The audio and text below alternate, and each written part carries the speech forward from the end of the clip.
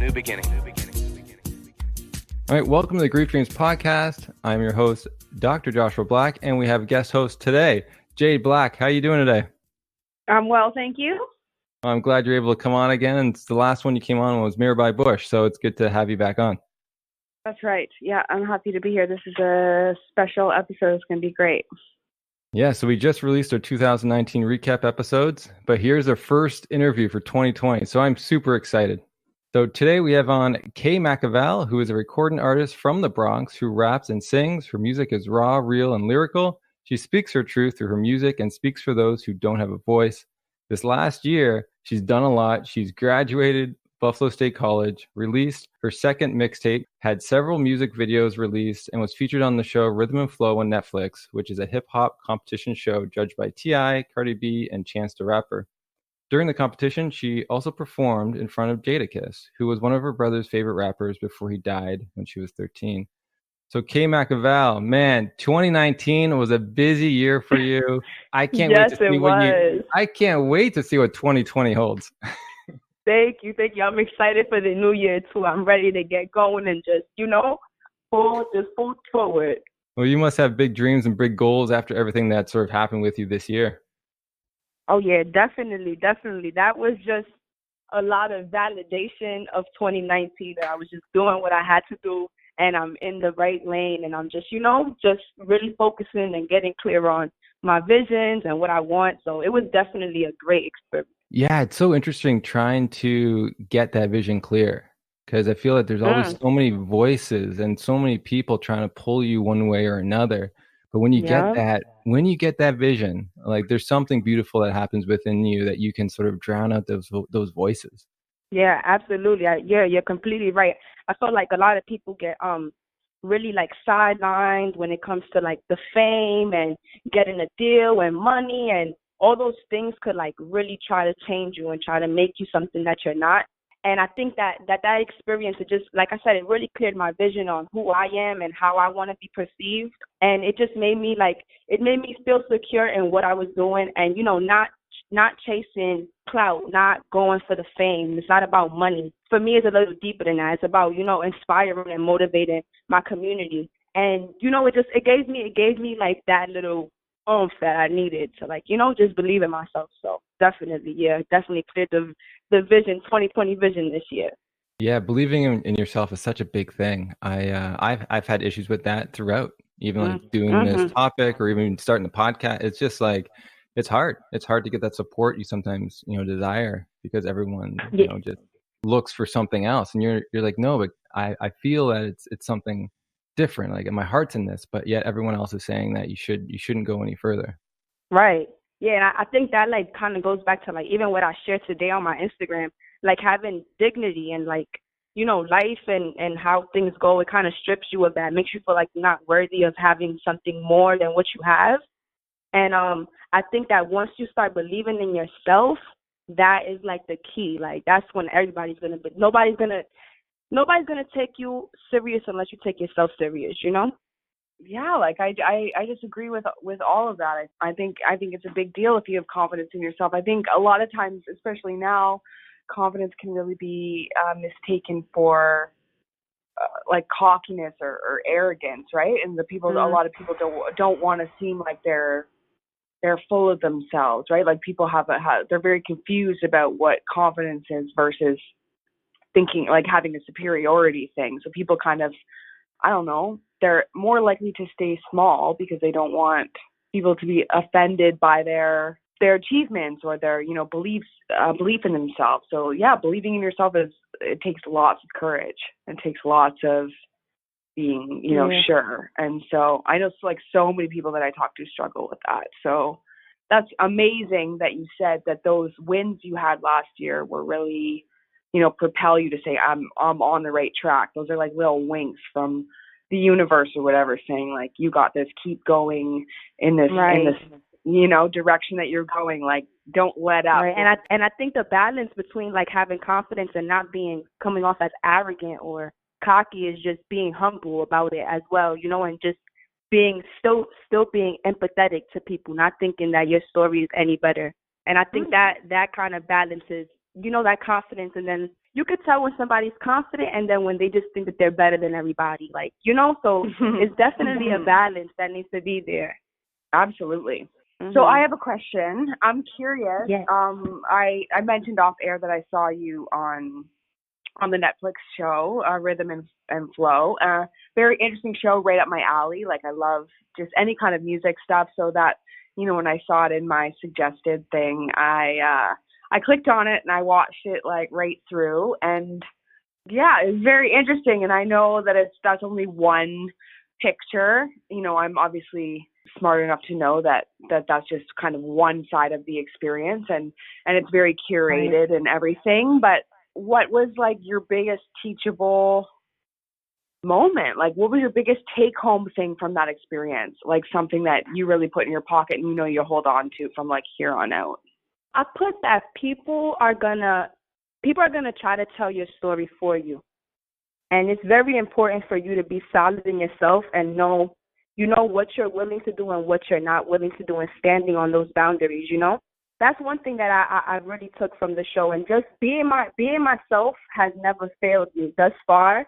And I just noticed that, like, when I get around crowds, I'll be quiet. I'll be real quiet before I get comfortable and, like, be able to feel like, you know, I could share myself. And I feel like that's where, you know, applying pressure comes in. And I read something not too long ago, but it said that applying pressure is when you come into a room and your presence is felt. And to just always make sure that presence is felt. It doesn't need to be, you know, over the top or overly dramatic, but just make sure that, you know, people know who you are. And they know what you're capable of. And, you know, you carry yourself with that respect because, you know, that type of respect, it goes a long way. So definitely I took that. I also I got a more insight of how the industry works, you know, like how one scene that was shown for like 5 seconds on the show, it took us 7 hours to film. It's just crazy little things like that, like, you know, and just really, really, really seeing what's going on in the background and just always being prepared. That's one thing that I learned as well. You never know when opportunities are going to arise itself. You never know when, you know, you might get nervous, but you have to be able to always have that step back, you know? So yeah, it was a great experience. Like, it was just an amazing experience. I'm so happy I did it. Nice. Yeah, I loved it. Just loved the whole style of it. Was amazing. And like I was saying, you know, before off air, like you really stood out to me, like, as being authentic. Like, I could just feel that authenticity. I was like, this girl is like, she's real. Like, I could just feel it. And so that, you know, you don't always get that feeling. So that kind of stood out to me. And, you know, kind of another question I had. Thank you. Yeah. No worries. Yeah, the truth is the truth. And you got to recognize real. That's right. So the other thing was, you know, I kind of have, you know, curiosities around, like Cardi said, you know, made a statement like, how can I make money off you? Like, how can I sell you? And I'm like I understand what the motivations and stuff, you know, are in the industry, in that industry, and in several other industries, if not all of them. And so I know what the objective kind of is, but how do you, especially when you're a person that's really like founded in your boundaries and being authentic and telling your own story and all those things, how do you find that kind of, how do you find your sweet spot in that, in somebody saying, how can I make money off you, when, you know, you're saying, well, money's not the objective. It's how can I be myself? How can I be true to where I've been and where I'm going and where I'm from and all the things that you value as a person? Because, I mean, you can have all the money in the world, but if you don't know who you are, then you lose yourself in the midst of all of that money. It's useless. And yes, right. And I think that's where just all the learning just came. I feel that was just the start of it was just, it was so much. I just learned so much, and I'm a person that I'm gonna just take it in. I'm gonna just take it in for what it is, and I don't react like hot off the top. Right. You know, like I have to really try to get. And I understood what she was saying about that, because like I said earlier, people come into this industry and that's what they're looking for. They're looking for fame and they're looking for money. And within that, even with that interaction, it made it very clear to me that that's not what I want to do. That's not what I want. That's not my objective with coming in and making music. I make music. I mean, of course, I make music for people to feel inspired and feel motivated and, you know, feel like they can relate to me. But ultimately, I make music as my outlet for my emotion. That's what I do for me. And for me, it's not only music. That's not the end all be all to my life. I don't want to rap for the rest of my life. And, you know, like, I mean, I plan on writing. I plan on always writing, but that's not the only aspirations that I have for my life. I know that I have a lot of great things in my future. And it just made me understand that everybody's objective is different. Everybody comes into the game with their own objectives. And as long as you know what that is before they get their hands on you, you should be good. You know, and people will try to change you. Yeah, people would try to change you. They would try, and that's one thing. Even with like, that's why I will always say, like, if somebody was to offer me a deal, it has to be a crazy ass deal. Like, deals are not even in my head. I'm not praying to God like, God, give me a deal, get me out of the Bronx. No, it's not, because it's just I know how it goes. I know that they sign you, they shelf you, they dress you, they dress you up, they make you up, they cut your hair, they put you in clothes that you will never ever put on in your life, and all of a sudden you don't know who you are anymore. And it doesn't matter how many mansions, cars, it doesn't matter. You're never gonna be happy. People, and you could just tell certain people aren't happy, you know. And I wouldn't change. I wouldn't give my. There's no price on my happiness. There's no price on my peace of mind. And I don't know. I know that I got bigger things than just music. Yeah, fair enough. Good answer. Yeah. Yeah. Thank you.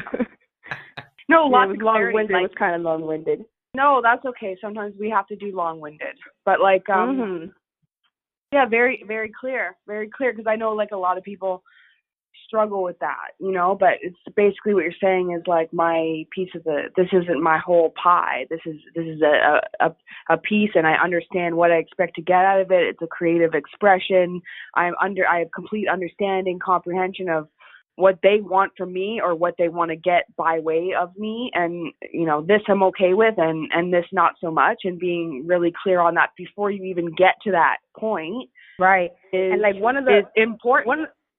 Yeah, and one of the I have a team. Star Made is my team, and two of my mentors like have clothing brands, and one of them is called So Not For Sale, and that is like something that we just hold. Like, that's just a part of our like motto. If you want to put it in our like program, that's something that we stand by.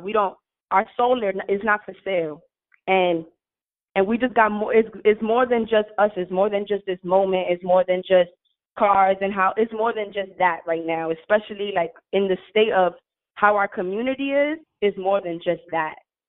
So, you know, yeah. Yeah, Ross, no. What do you have to say about that? Because I was just going to comment on, you are the renegade when it comes to, like, Josh is really stubborn and really sure about like certain things that he's willing to do and stuff, and you've always had that kind of, it's almost annoying sometimes, but you're very just stern in knowing what you want and like where you're going and what you're willing to do and not willing to do. And so, you know, for some of the people like listening, how do you cultivate that kind of stuff as well?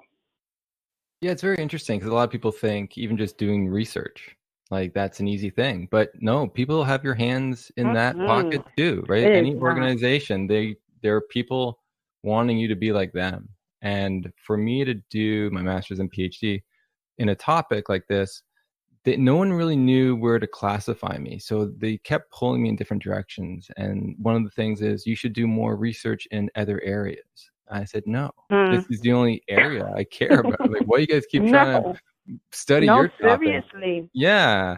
And then and you know go ahead. I'm sorry. Go ahead. I was going to say, and I had a great supervisor who allowed me to find my way and supported me on that journey. So rather than trying to do 20 publications, studying attachment, everything under the sun, other than grief, I stuck with just studying the grief dreams and then doing the podcast, talking with people. doing some real life hands-on work with people because is what matters the most. And that's why I went to school. But a lot of these people, they go to school and you're eyeing the job or they're eyeing the prestige. And that was never my intention. Yeah. And I could totally relate to that as well. That's, it kind of reminded me of when I switched over my major to sociology from communications. All like the teachers were telling me, like, don't switch it, don't make it your major, there's no money, you're going to be a social worker, life's going to suck, it's going to be horrible. And I'm like, you know what, well, I didn't want to be a social worker, but I knew that information was going to be beneficial to me, the things that you learn in sociology.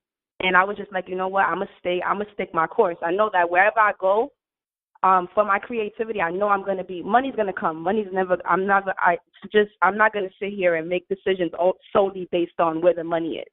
You know, because when you're creative and you're passionate about something, the money's always going to follow. So, but definitely you have to just, you know, stick to your guns, stick to your intuition. That's something that I've always done my entire life. Just stick it through. You know what's best for you.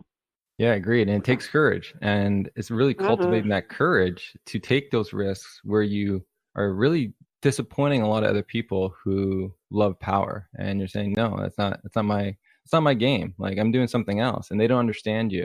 And sometimes because of that, they criticize you or they talk bad about you. But it's like, you just got to find your way. And that's, I think, what's helped me along the way is really focus on my inner, like, loving who I am as a person. And the more I've done that, I've been less easily pulled with other people. So it was a lot easier to walk a straight path when I started focusing on the root causes of maybe why I differed or went off path before. And that's why I'm just glad to sort of be where I am today. And I'm the happiest I've ever been. I'm not the richest I've ever been. But don't I'm worry, it's going to come, Joshua. All right. If Kate said it, man, 2020, baby. 2020, baby.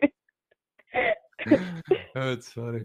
But I do want to say one thing. Congratulations on graduating. I know that's such an amazing thing. A lot of people don't understand what it takes to graduate.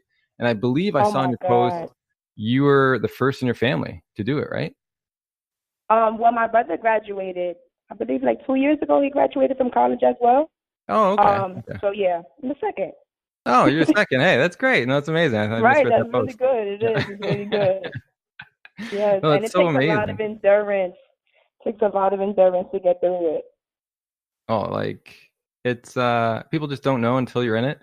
And then as you said, right, like, and you didn't just like go to school, you were doing the music stuff, you're also part of social. I was doing it all. I was doing music, I was doing classes, I was the president of the television station at Buffalo State for like 2.5 years. So I was doing a lot. I was definitely doing a lot. But yeah, definitely I pulled through that one. I can't even tell you how I did that. That one right there was just epic. That was a great way to end it. Amazing. Yeah, there's lots of ups and downs in school. I remember in my second year of university stats, Josh, you remember this? I got 13% in statistics. That was the final grade. Oh my God. It was bad. Statistics is horrible. Yo, statistics is so bad. I used to love math. Math was my favorite subject growing up. And then once I got to college and I took a statistics class, it was just like, nope, not happening. I know. I sat very in that front row challenging every day and still got a D. Me too. Yup. So don't feel bad. It's all right, Jade. We in this together. Thank you. I had ups and downs. Things come back around. Yes. You know? It's not over. It's not over till it's over. And those things is humbling a lot, and it taught me a lot. And I had to get a tutor and work extra hard. And I knew I wasn't getting the degree without it. So, ups and downs. Yeah, you had to retake the course. I remember that. Yeah. Thanks for the reminder.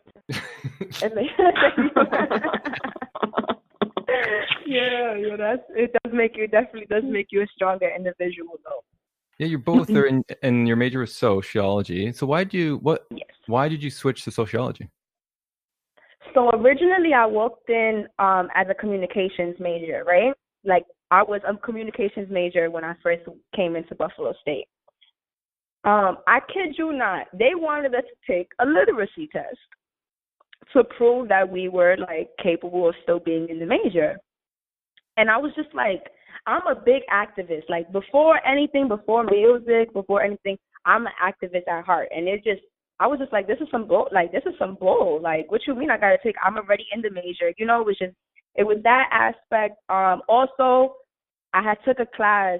It was converged media writing, I think it was. And the teacher had an assignment that he gave us was write your own obituary, right? And you know, I'm from the Bronx. People die around here, real life. So I spiced up my obituary. Like I made it a great obituary. And he just red inked my entire paper, all my metaphors, all my poetic devices, just boom, boom, boom. I'm like, yo, this is so disrespectful. Like, so then at the same time, I was taking a sociology class for juvenile delinquency. And the statistics that I was learning in that class was just like, it just blew my mind. Like it blew my mind. Like it was saying like if you're coming from a single parent home, you're 2 to 3 times more likely. If you're Black and Hispanic, you're 2 to 3 times more likely. If you've had summer school, you're 2 to 3 times more likely. It was just so many odds and statistics that was stacked up against me that I just saw myself in all of these statistics, and it was just like, oh, like, sorry for my language, but that knowledge, it just opened up, like it sparked a fire in me, and that was a fire that, you know, I haven't felt since high school. So after that, I spoke to the teacher and I told him, like, I'm really interested in this. Like, you know, this is ultimately what I want to do. I want to help. I want to offer solutions to these problems because these are the problems that directly affect me, right? So, and off grip, they were just telling me, like, don't do it. Like, don't switch the major. And so I called my dean from high school, and this has been, like, one of my mentors, like, throughout everything. And she was just telling me, she just always told me that, like, Kayla, don't worry about the money. Like, don't worry about the money. You're going to be good. Do what you're passionate about. She's like, whatever you're passionate about is going to make you rich. And she told me, she always, from the beginning, she always told me that, like, Kayla, you're going to be rich one day. Like, the way your mind works, you're going to be rich. And so, yeah, I just took that leap and I switched over. And it was a lot of reading. It was a lot of writing. But I learned a lot. And that was lessons that the things that I was learning was things that I could directly come outside and I could see. And that's something that I never experienced with education. So, yeah, that's how I fell in love with sociology. Amazing.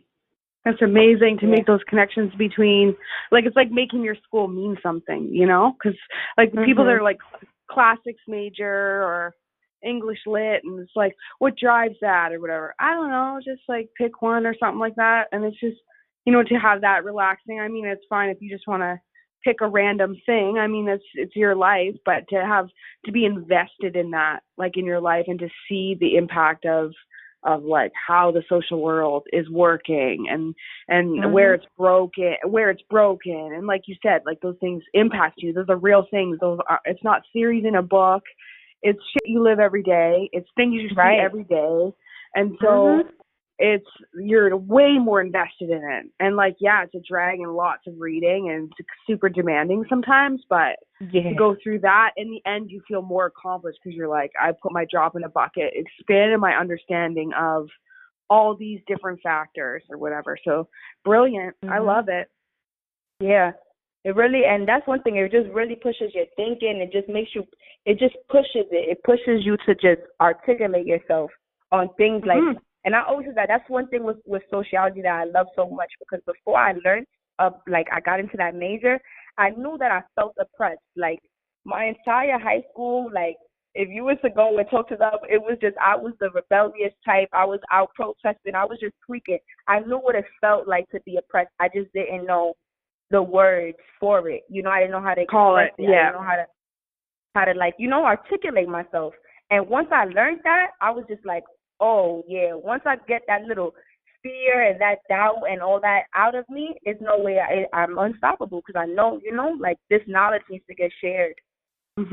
Yeah, no, it's amazing to hear you speak, because you have so much wisdom. Thank you. You know, it's for I've talked with a lot of people, and not everyone has wisdom. And so, like, I'm curious too about sort of your road to get there. I know we mentioned the bio that your brother died when you're such a young age, and I know when that happens, that can close someone up to the world and harden them, that and they just become something that they never expected, but not something very beautiful, which have you become. And so I'm really curious on how you, as a sort of 13-year-old, how you process that in your life, and did you have support? Because where you are now is remarkable from having that in as part of your life story. Yeah, it is really crazy. Like, even today, I was going through my high school yearbook, and it brought a little tear to my eye, because I'm like, wow, like I really came a long way. And I think that one thing that just helped me was just writing. Like, that's why I have a tattoo of a pen on my arm, because like even right now, like I found a little poetry book that I had around the time that I lost my brother, and I was speaking those things. I was saying, like, I feel that change. I feel myself becoming this ugly person, and I don't want to be that. And it was just that, always like that conflict between myself, like, like I could live life like, like there's no tomorrow, and I might die tomorrow and just go on a whim. But I don't know, it didn't satisfy me. But I think I did have a lot of support. One thing that I thank God is for the kind of mother that I have. She was never closed-minded, or she's not very like old school type of, she's like quote unquote Americanized. And we always had an open relationship. And after that happened, it got nasty in my house. We was all playing the blame game. It got really nasty. But I think that space to have those type of communications, it unified us three more, and it just made us like, push for each other. And we came to a point where it's just like we cannot blame each other, because we all we have, And just, I don't know, it forced me to really be adult really early. And I mean, only if you could imagine, like, a mother losing her first son, and he was so young, he was 19. My mother, like, checked out completely. Like, it was almost like me and my other brother didn't have a parent. And, like, she was just, it was just bad. It was just bad. She got into her alcoholism, and it was bad. And I had to tell her, like, yo, you still have two other kids. Like, you need to, like, get a grip, And, like, a lot of people wouldn't dare tell their mother something like that. But that for her, it triggered something, and it woke her up, And even though she still went through her stuff after that, but it kind of, like, it brought us together. It was more like I support you at the end of the day. Like, we going through this together. Nobody knows what it feels like to lose that person, Because, I mean, granted, another person could lose a brother, but that person, like, his name was Louis Gonzalez. Nobody's going to know what that feels like to lose him. But my mom and my brother, like, nobody's going to share that pain with me like that deep. And it just made me really appreciate the people that I had. Yeah. Wow. It brought a tear to my eye, in the sense of just the struggle. And you can never explain the struggle as much as you could say as many words as you want. Never fully explain what you went through. But I'm glad you had some tools to communicate your feelings. And as you said, like, grief's a wild thing, and when we don't know how to communicate our feelings, it can, we rub people the wrong way, and we have arguments, and or even you internalize it. You internalize those things that you don't say out loud, and then now you're self-sabotaging yourself. You're becoming detrimental to yourself. And another thing that I wanted to share, and which I was so, like, interested with this Grief Dreams podcast, was because the crazy part about losing my brother was about, I want to say like 2 years prior to that happening, I had this reoccurring dream. And, like, people, I don't like to speak on it too much, because, people be thinking that you're crazy and shit. But, like, I really pay attention to my dreams. Like, I really pay attention. Like, the metaphors, it would just really, my dream just tells me a lot of stuff. And 2 years prior to me losing my brother, I kept having this reoccurring dream of me in the yard of my middle school crying, and I didn't know why I was crying. Like, I was just crying. I didn't know why I was crying. And in the dream, his girlfriend, his ex-girlfriend, would come to me, and it would always be her in this reoccurring dream, and she's like, yo, I'm so sorry for your loss. And at that moment, I just knew that she was talking about my brother. And that would just be the reoccurring dream that I would have. Like, I remember having those dreams and then going and laying with him in his bed, like, scared, like, like, oh, shit, like, I just had, like, and just, I kept having it. And, like, being Did you ever older tell him now, that? No.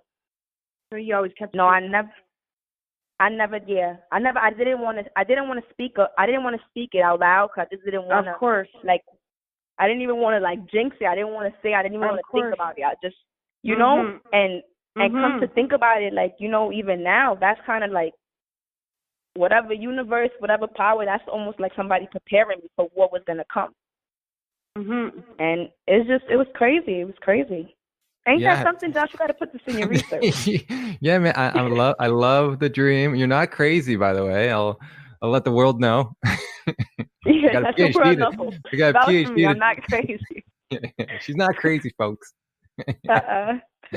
She's perfectly sane. And what's interesting, a lot of religions have these precognitive dreams within it. So no, like, I had some of my own precog dreams, nothing to do with death, but one of my father, when he had a serious accident, I dreamt of that prior. And these things are amazing. I don't fully understand them. I'm not trying to fully understand them. I don't know if it's possible, but to sit with the mystery of that, and as you said, right, it helped to prepare you in some way to acknowledge that possibility a couple years prior. Yeah. And you know what? People do think you're crazy too. Like, I've had those precognitive dreams, like, lots of them, and some of them have, like, really influenced the biggest decisions of my life. Like, big decisions, not just like, oh, what do I want to have for lunch, but like, I want to move across the country, or big shifts. And just, you have that knowing that, like, this is what I'm supposed to be doing, or this is really valid to me. So, and nobody can, tell you anything different. I think when you have those moments, it's just like, and sometimes it's hindsight, like, you think about it, afterwards, and you realize, like, oh, that really inspired me to just follow whatever it was through to the end. Yeah. Yeah, dreams are crazy, and I don't know if it's because I'm a Pisces, because I heard we very intuitive, but I really do pay attention. I really do pay attention. Like, I could tell you, like, it's just, dreams are just, I pay attention to them. It's good. There's so much wisdom in dreams. I wouldn't be where I am without looking at my dreams, tell you the truth. That was the thing. Yeah. If I say one thing, if there was one thing that saved me, it was dreams. And then from there, other things came into play. But there's a lot of truth in dreams if people are open enough to look at it and also have the time to try to understand it. So yeah, there's so much we could talk about that when it comes to dreams. But I wanna move forward, just because I know Jake's got to go in a little while. Have you had any dreams of your brother after? Because if you had them before, you'd think you would have them after. Yeah, I had this one dream, like, a couple months after everything happened, and it was so weird. It was like, it was an outside graduation, right? And it was so bright. It was such a, like, bright ass day that day. And he was sitting next to me, and he's jittery as shit. Like, he's just jitting. Like, he's just, like, shaking his legs, shaking his arms. He's just happy. I'm just like, yo, what's up? And after that, he just dashes. Like, he just starts running, gone, starts running. And, like, it brought a laughter. And I woke up crying off that dream.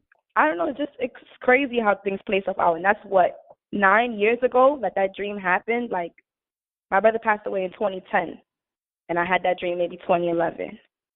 And then fast forward 2020, I'm getting ready to go to graduation in May, So just things come, full circle, I guess.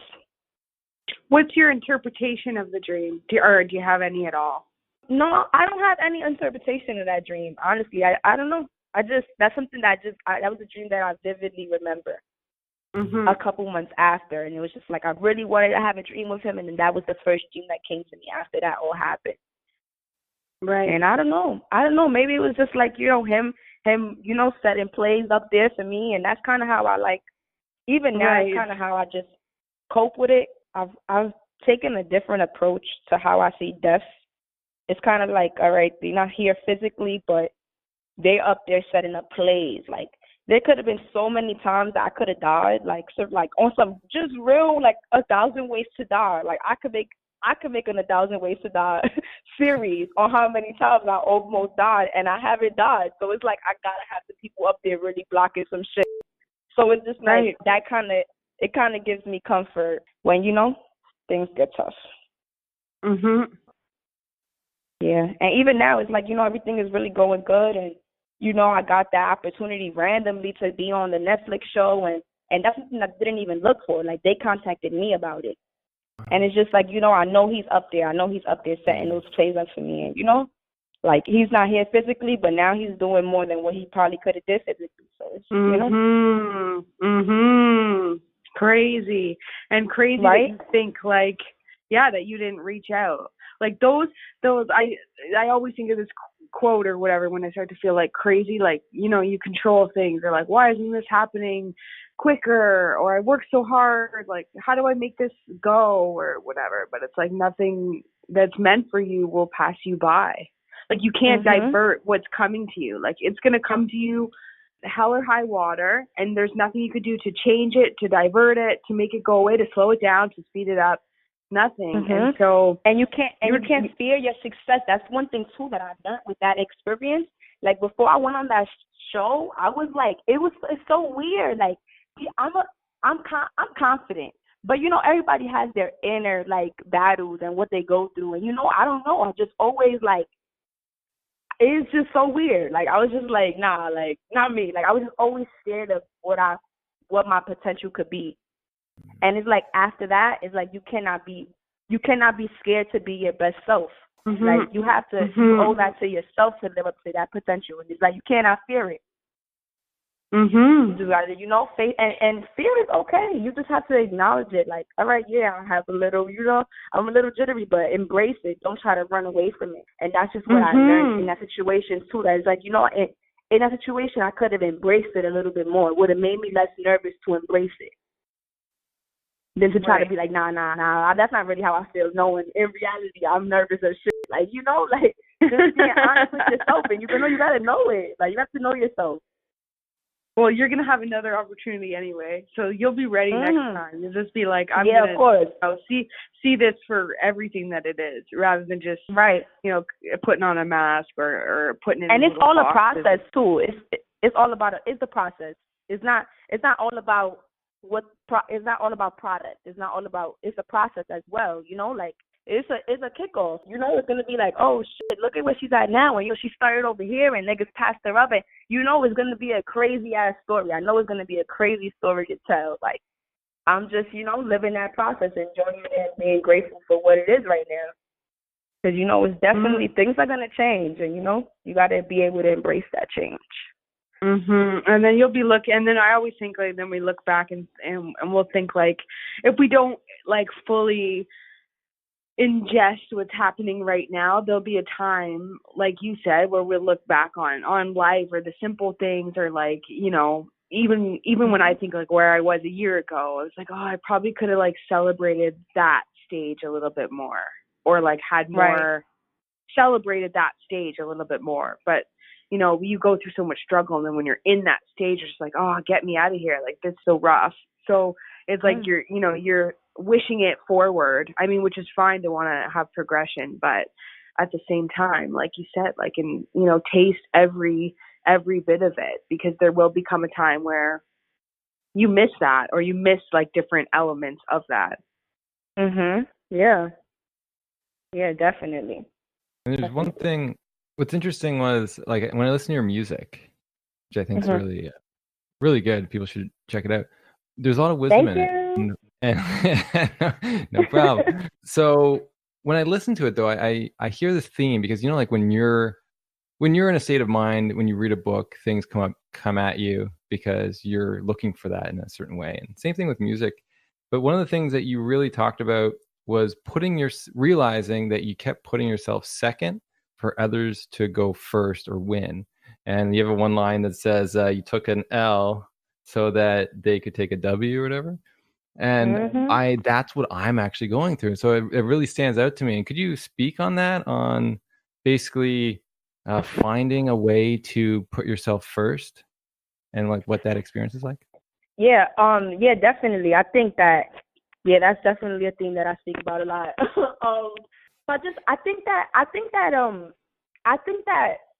what I could say on that is, I feel like we offer other people what we secretly want them to offer to us. I mean, granted, you want to support, your people, and you want to push them forward, and you want to like brainstorm off their ideas and make them greater, but a little bit inside of you're doing it because you want it in return as well. Like you want that support as well. You want people to be that excited for you as well. And one thing that I learned is that you can't expect people to be you. Like you can't expect people to do what you would have done because they're not you. And just understanding that little aspect, that I was giving so much of myself to other people, and what I was giving is what I wanted in return. So it's kind of like, why give it away when I could just give it to myself? And then now I can move in a way that I'm not doing things because I expect it back. Like I feel that fulfilled within myself, that I got what I want. Whether you give it to me or whether you don't, then that's on you. It's your loss. If you don't choose to, get with it. But like, I don't know. I think it's just about putting a lot of the efforts into your own stuff first. You can't like expect people to want to build and see people are not going to be able to see your vision until it's out. And that's one thing I just learned. Like you have to put yourself first. If you don't put yourself first, you're going to be spending your whole life looking for love in different places and looking for companionship in different places, and like fulfilling those insecurities that you have within yourself. And in a way, it's kind of like you're running away from those flaws in you.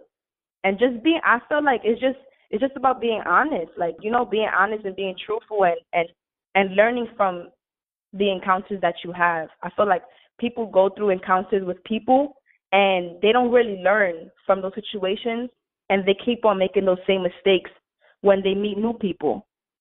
And another thing that I learned too is like I said, you can't expect people's loyalty to be how yours is. You can't, just because you could party with somebody doesn't mean that you could do business with them. Just because we do business together doesn't mean that we can study and get good grades together. And like there's different people for different things, and you can't make people be who you want them to be.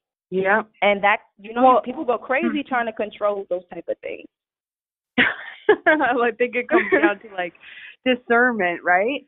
It's like understanding like a square block doesn't fit in a circle peg, like you said. Like if you're business, then you're business, and you're, or I might not be able to party with you or like share the deepest parts of myself with you, or you might not be a good, I don't know, business partner or friend or yoga partner, right? Like whatever that looks like. But people want to make other people all the things when they're not supposed to be all the things, and they're trying to make them fit into this thing. And it's like, be real with yourself about what people can offer you or what they can help you build. And I think that's just like knowing your strengths and knowing your limitations. You know what I mean? Like I'm not going to go somewhere and I'm not going to go to NASA and say, let me build a jet for you or like a spaceship for you. I don't know anything about that shit. I don't have any of those skills. So it's like just knowing where you fit. Right. And if it's something else, then I know I can deliver. And so it's like being that way with yourself and being that way with the people that you engage with at work or play or whatever that looks like. Very and it's smart. Like, you also have to, you got to protect your energy, and you got to just like, you got to move. It's different. You have to just, I feel like as you get older, you got to move a little different. You have to know, there's a time and a place for everything, and people will take advantage of you. Like people will take advantage of you. And like that's one thing that I learned in 2019. Like my aunt told me, she's like, I mean, you could be kind, but you don't have to be nice to people. Like people should earn your niceness. And when she said that, I was just like, you know what, you're right. Like you could be kind, but to be nice, kind and nice is two different things. Nice, you're overextending yourself. If you're being nice, you know, be kind, of course, be kind, be humble, be, you know, understanding of people. But you need to know who to be nice with. You need to know who to share your heart with. Not everybody has the same heart as you. You know, and just protecting that. You can't, yeah. And I've really like learned a lot about that this year, about like feeling like you owe people, because like I've just my whole life have felt like I owed people time and energy and all kinds of stuff, and at the expense of my own like well-being or like my, you know, bank account or whatever that looks like.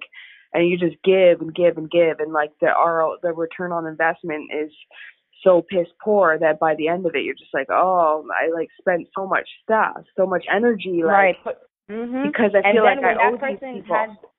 And then when you expect from that person and that person doesn't pull through, like that has happened plenty of times. Like I will really go out of my way. Like I'll go out of my way. Yo, I got you. Don't worry about it. I got you. And then boom, once Kayla asks, yo, can you be in a video for me? It's disappearing. And it's just like, yo, I held it down. I stood solid, you know, but like you don't get it in return. And it's just like, you know, now, okay, now I know that I have to move a little different with that one person. Now I have to move on a smoother surface. Now I'm not going to overextend myself because I know you wouldn't do it for me. You know? And it's not like I'm changing the way that I love. That's one thing that I never want to do. I never want to change how I love. Yeah. But I would change the person that I love instead of changing how I love. You know? And yeah, it's just about, you know, protecting yourself, knowing yourself, loving yourself, and just having those boundaries to, like, you know, like, you got to love yourself enough to be like, nah, you cannot fuck with me. Like, don't play with me, you know, like, love yourself that much to set that respect, set that boundary.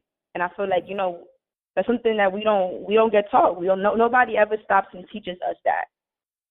And it's like, if you don't reflect on those past experiences, you'll never get those lessons. And then, you know, you live a life that's just like not, you know, your best.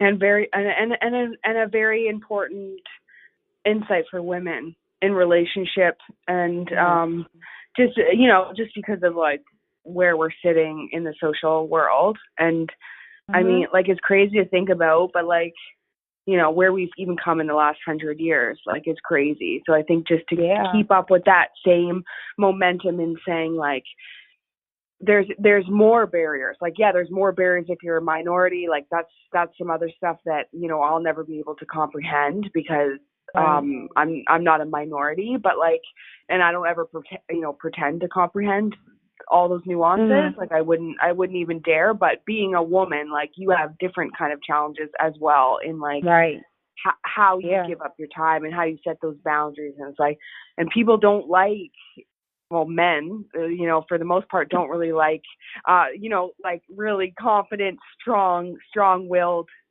women. Like, that can be hard to swallow sometimes too. So, like, in my eyes, it's even more important to say, okay, this is how we're going to have this relationship, and these are the boundaries I have, and this is what I'm willing to bend. And then on some other stuff, like, not so much, right? And being like really firm and confident in that.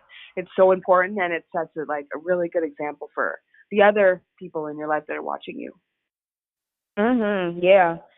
I'm really big in that, like, in what you just spoke about right now, because I always said that, like, I feel like as I'm getting older, I'm learning that I want to do things because I want to do it. Like, you know, I don't never want to feel, I feel like a lot of females, we feel like because, you know, somebody likes you means you need to like them. And it's not, it don't have to be that, you know, just because somebody likes you doesn't mean you need to like them. Like, it's not, you know, and it's just becoming more of you and being unapologetic about it, you know, because like a real man is going to appreciate that. A real, like, self-aware man is going to appreciate that. Now, an insecure man is going to want his woman to not be that confident, you know? And that's why, like, I'm just like, you know what, I'll wait. Like, I'll wait. I know that for the kind of person that I am, it's not going to be it can't be a weak person. Like, it has to be a strong-minded person who's going to be able to, like, really, push these thoughts. That it's deeper than just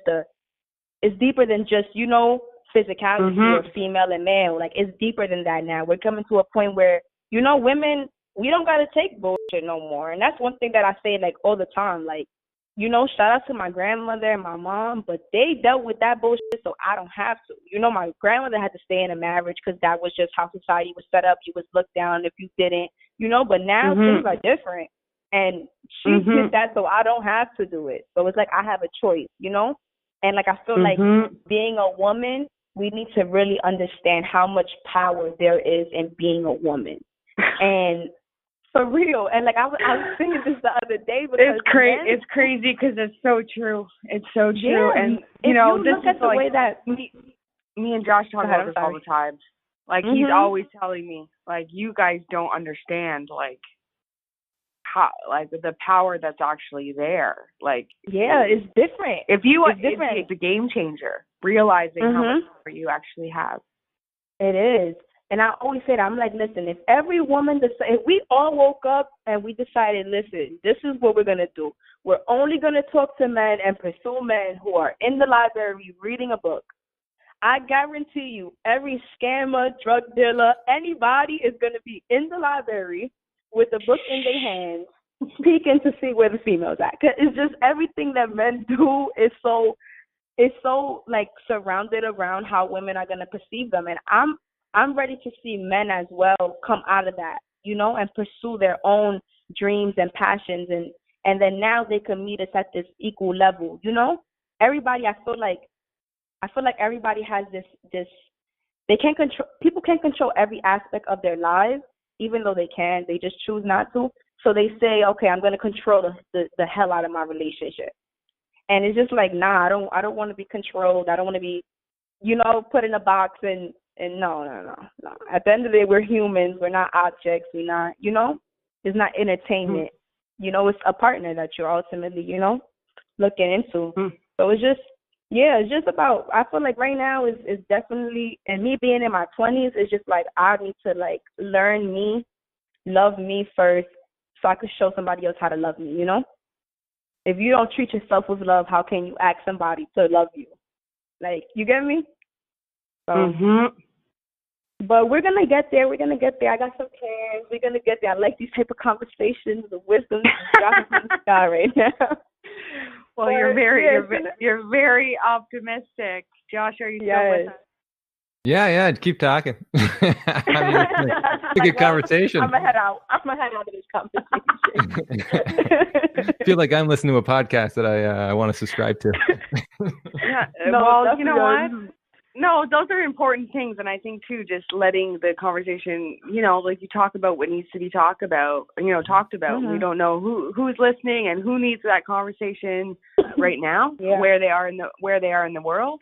You know what I mean, and where they're at in, like, their mental space. And so, yeah, you just have at her, and that's those are very important insights. Those are very, wise insights. So the confidence that you show just within the conversation so far, it's amazing. The wisdom, it's there. And I want to get people to sort of check out your Instagram, because I really fell in love with you really through that. I love seeing you on sort of the TV, whatever, but chatting with you and then really, like, watching your live videos. I've never done one myself, but watching yours, you get to really see who someone is. And I fell in love with who you are as an individual. You're so funny, charismatic, but you just have this wisdom about you.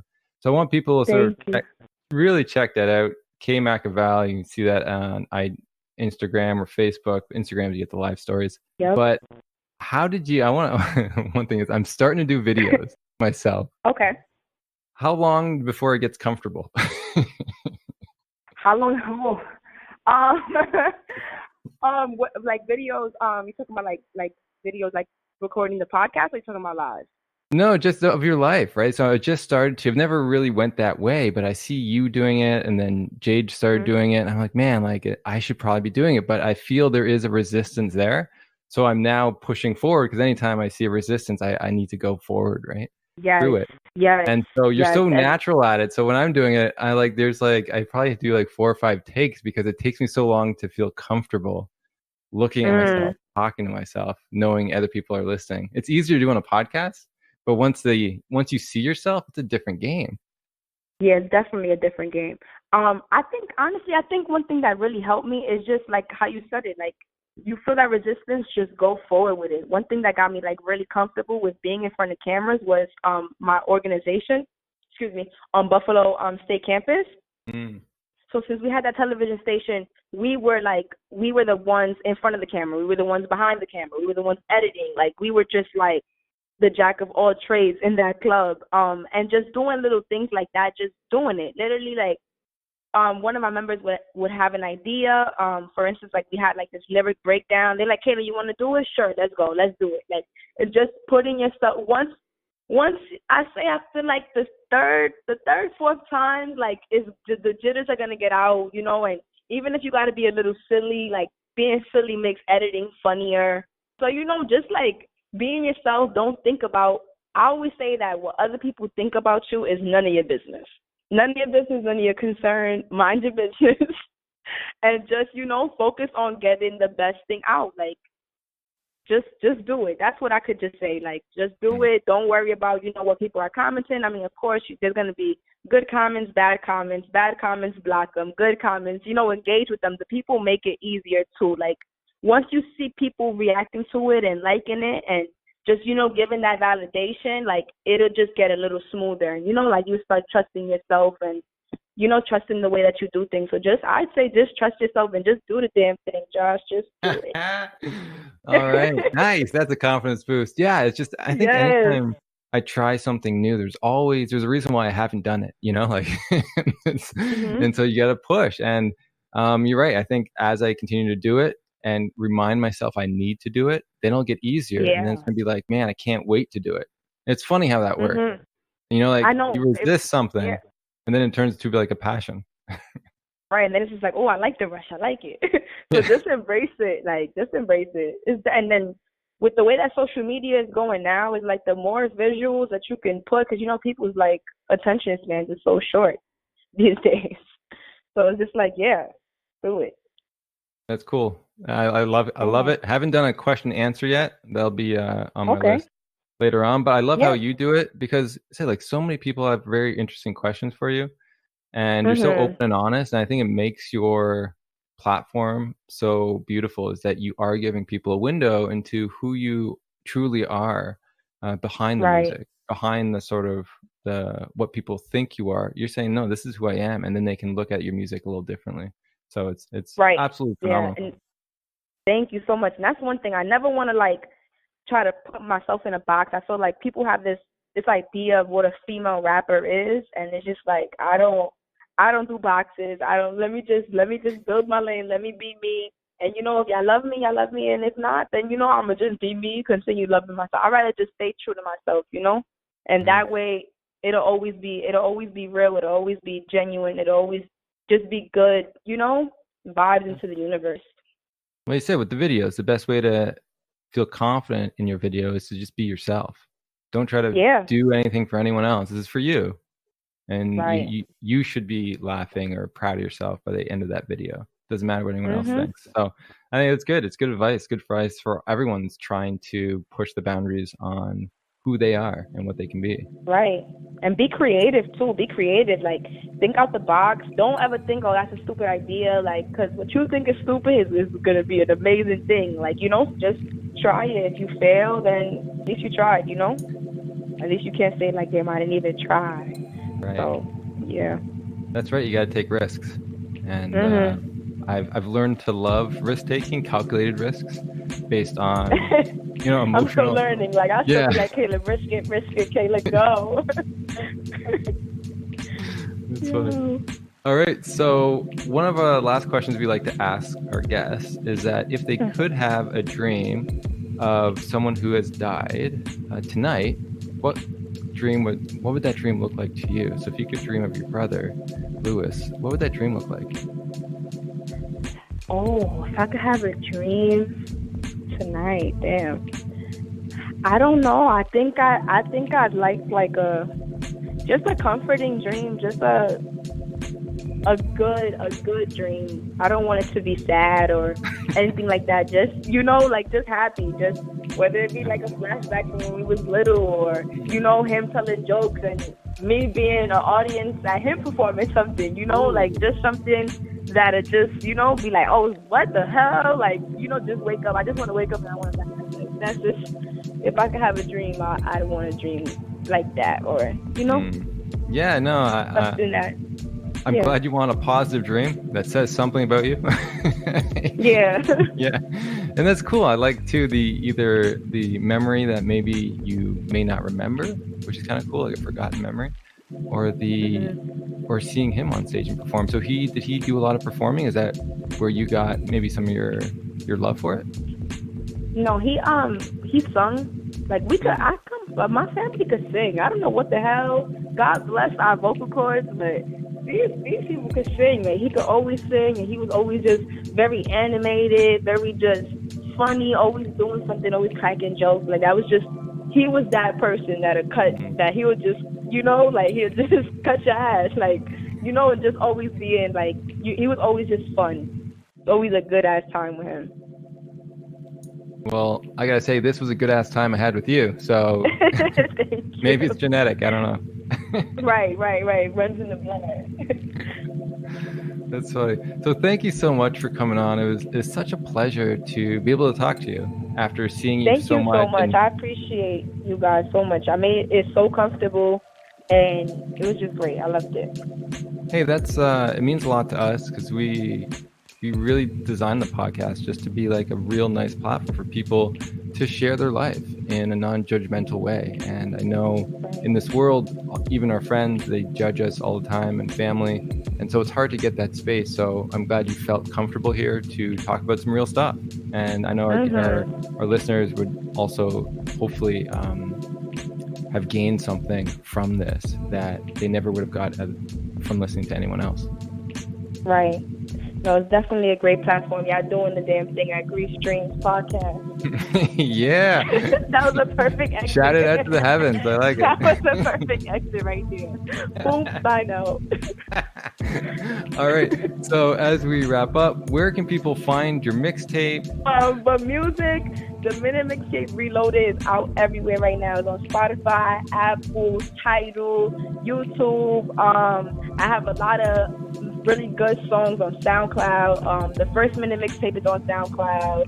Yeah, and there'll be new music coming out real soon. I'm working on a Valentine's Day piece, so look forward to that. And yeah, we're gonna keep it going. Follow me on Instagram, Makavel, and we're gonna get it from there. Beautiful. And then to spell that, it's Kaymakeavel. Yeah, it's E-L. Yes. Yeah, yep, so, he said it. You heard him. All right, everyone. So as we wrap this up, please check out our platform, griefdreams.ca, if you want more information on the topic. Also, we have a Facebook group. If you want to come in and share your dreams, you can, or just listen to other people's dreams. So that's the Grief Dreams Facebook group. We're on Twitter and Instagram at Grief Dreams, with love and gratitude from us to you.